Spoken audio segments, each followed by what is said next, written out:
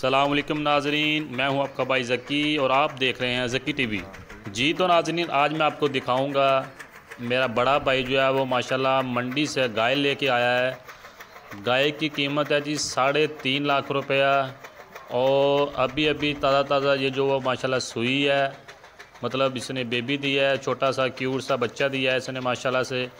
تو اس کا حوانہ دیکھیں ماشاءاللہ کتنا اچھا اور بڑا حوانہ ہے اس کا۔ یہ کم از کم 40 لیٹر کے قریب دودھ دیتی ہے روزانہ کا یہ۔ اگر میری یہ گائے کسی کو پسند آئی ہو تو کمنٹس میں ضرور بتائیے گا، اور میرے چینل کو ضرور سبسکرائب کیجیے گا۔ میں ہوں آپ کا بھائی ذکی۔ اللہ حافظ۔